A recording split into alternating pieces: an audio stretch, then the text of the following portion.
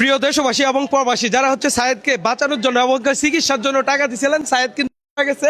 এই জিনিসটা আপনাদেরকে আপডেট দেওয়া দরকার এবং কি আমার দিকে অনেকেই তাকায় আছেন যে আমি হচ্ছে আপডেটটা দেই। এই যে এই অ্যাম্বুলেন্সে করে সায়েদ ভাইকে হচ্ছে বাড়িতে নেওয়া হইতেছে, এতদিন চিকিৎসারত ছিল এই হসপিটালে। চলেন আমরা একটু একটু দেখাই আপনাদেরকে, একটু একটু দিই তো।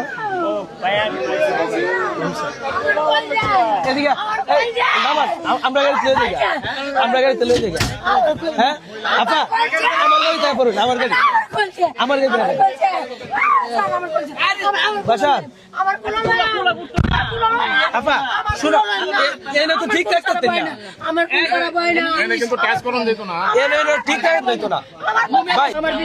হ্যাঁ আচ্ছা আচ্ছা আচ্ছা, কিছু করার নাই, ভালো কাজ করে দেন। আমরা আমরা হেনো যাই, হেনো যাই, হেনো যাই। আচ্ছা আচ্ছা, তাহলে একজন উঠুক যে, তাহলে সমস্যা না, আর লাগতো না, সে হচ্ছে লাস্ট করে। আচ্ছা কাকা, আপনি একটু দেখে লয়ে যান জাফারে, তুমি যাও। আচ্ছা আমি আমি আগে চলে যাবো। হ্যাঁ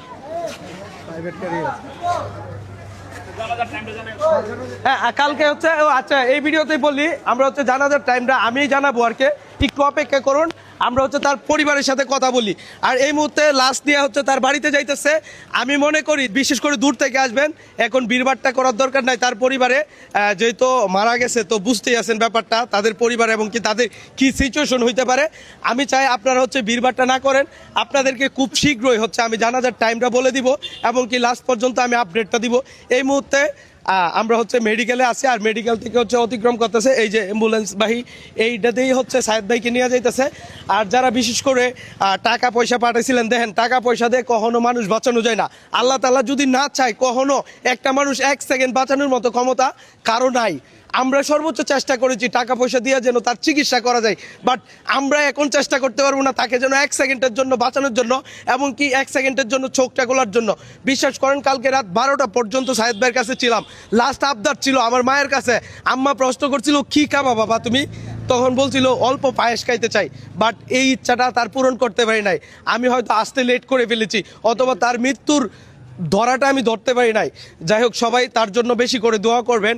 আল্লাহ তাআলা কখন কারে কিভাবে ডাক দেয় একমাত্র আল্লাহ তাআলাই জানে।